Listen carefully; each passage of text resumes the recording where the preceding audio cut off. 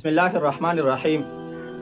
حضرت ابو هریره رضی الله تعالی عنہ مبارک نے روایت ہے، دے مبارک فرمائی کہ محبوب علیہ الصلوۃ والسلام مبارک فرمائی دی ثلاث منجیات و ثلاث مهلکات و ثلاث درجات و ثلاث کفارات.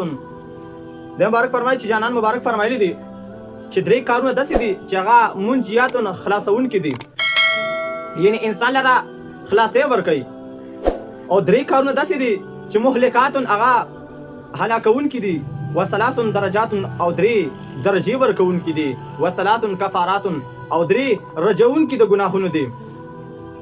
اوس تفصیل سره ذکر کوي چې دا کم کارونه داسې دي چې هغه نجات ورکوي، کم کارونه داسې دي چې هغه هلاکون کی دي، او کم کارونه داسې دي چې په هغې سره د انسان درجات بلندیږي، او کم کارونه داسې دي چې په هغې سره د انسان ګناهونه دا معاف کیږي. نو فرمایي چې اما المنجیات، هر چې نجات کوونکي دي، نجات ورکوونکي درې کارونه دي.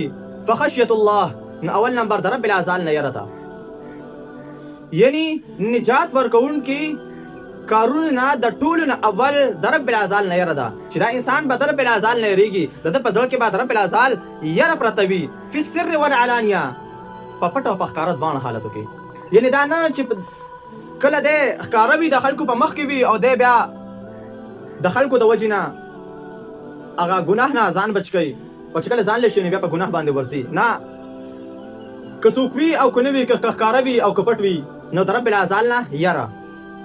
دویم نمبر والقصد فی الفقر والغنا، میانه روي اختیارول. فی الفقر والغنا، د فقیرۍ د محتاجۍ په حالت کې هم، والغنا او د مالدارۍ په حالت کې هم. یعنی یو انسان مالدار دی، دا به دی نه کوي چې دی به اسراف کوي، د حد نه زیات تجاوز به کوي، نه، بلکې که دی مالدار دی او که غریب دی نو میانه روي به اختیاروي، د حد نه به تجاوز نه کوي. دریم نمبر والعدل فی الرضاء والغضب، دریم کار څه دی؟ عدل کول دي د رضامندۍ په حالت کې او د غضب په حالت کې. یعنی که یو انسان خپل هوش کې وي او چا ناراضي وي، نو په هغه حالت کې هم عدل کوي، او که چېرته غصه وي یا چا نه خفه وي، نو په هغه حالت کې هم عدل کوي. دا خو هغه درې کارونه شو چې کوم انسان ته نجات ورکوي. اول نمبر د رب العزال نه یره ده، دویم نمبر میانه روي اختیارول دي، او دریم نمبر عدل کول دي. اوس هغه درې کارونه چې کوم هلاکونکي دي، نو هغه کوم دي؟ هغه دا دي. اول نمبر فشح شدید، سخت بخیلتوب. نو سخت بخیلتوب دا انسان هلاکوي. الله تعالی دې موږ د بخیلتوب نه وساتي. یو شعر دی کنه، فرمایي وایي هر سخي د الله دوست دی ولو کان فاسقه، او هر بخیل د الله دشمن دی ولو کان زاهده. نو هلاکونکي اشیاو کې کارونو کې اول نمبر شح شدید، سخت بخیلتوب. دویم نمبر وهو متبع، د خپلو خواهشاتو دا پیروي کول. کوم انسان د خپلو خواهشاتو پیروي کوي چې څه ورته خواهش وي، څه ورته نفس وي، څه ورته شیطان وي، په هغې باندې ځي، دغه انسان هلاکت طرف ته روان دی. دریم نمبر واعجاب المرء نفسه، ځان ته څه ویل، ځان ښه ګڼل، دا هم هلاکونکي څیز دی. یعنی چې دی وایي چې یمه نو زه یم په دې دنیا کې، هر څه چې کېږي بس زه یم، او بس زه داسې یم او زه داسې یم. نه، دا خبره به قطعاً نه کوي، ځکه که کوم انسان دا خبره کوي دا د تکبر علامه ده، او تکبر انسان سره نه ښایي، بلکې دا د رب العزال سره ښایي. انسان به عاجزي کوي، انسان به ځان ته څه نه وایي چې زه یمه. نو دا درې کارونه شو هلاکونکي. اول نمبر سخت بخیلتوب، دویم نمبر د خپلو خواهشاتو تابعداري کول، دریم نمبر خپل ځان ته څه ویل. او په کومو څیزونو سره چې درجات د انسان په کومو کارونو سره پورته کېږي، اوچتېږي، نو هغه ذکر کوي. هغې کې اول نمبر افشاء السلام، سلام خورول. که څوک ته پېژني او که نه پېژني، که ستا ورسره تعلقات وي او که نه وي، په هغې باندې سلام اچول.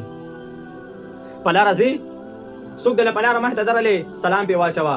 خلک ناست دي، ورشه په لاره ته تېرېږي، سلام پې واچوه. هر انسان لره پکار دی چې په بل مسلمان باندې سلام اچي، ځکه په دې سره مینه محبت سیوا کېږي، او په دې سره د انسان درجات بلندېږي. دویم واطعام الطعام، خوراک ورکول مسکینانو، فقیرانو، ملنګانو ته د یو ټایم خوراک ورکول، په دې سره د انسان درجات بلندېږي. په دې سره زموږ او ستاسو په کورونو کې کمی نه راځي. ظاهرا که موږ ته شیطان وایي چې که تا موږ او تا که دله خوراک ورکړو، دله موږ روټۍ ویسته، زموږ روټۍ به کمه شي، نو دا هسې شیطاني وسوسې دي. بلکې په دې سره زموږ په رزق کې برکت راځي، رب العزت زموږ په رزق کې برکت اچوي. په دې سره کمې نه راځي بلکې په دې سره زیادت راځي چې موږ یو مسکین ملنګ باندې روټۍ وخورو، یو مسافر باندې روټۍ وخورو. دریم نمبر والصلاة باللیل والناس نیام، د شپې په وخت کې مونځ ادا کول یعنی تهجد مونځ کول، په دې سره د انسان درجات بلندېږي. نو درجات په درې څیزونو سره بلندېږي. اول نمبر سلام خورول، دویم نمبر مسکینانو فقیرانو ملنګانو ته طعام ورکول، او دریم نمبر تهجد مونځ ادا کول. او هر چې کفارات دي رجعون کې د ګناهونو دي، نو اول نمبر په هغه کې اسباغ الوضوء فی الصبراء، په سخته یخنۍ کې کامل اودس کول، یعنی یخنۍ وي سردي وي او ته لاړ شې د رب العزال نه یریږي، ستا په زړه کې د رب العزال یره پرته وي او د مونځ ټایم په تا باندې رالی، ته لاړ شې پاسې کامل اودس وکړې، پوره اودس وکړې او مونځ ادا کړې.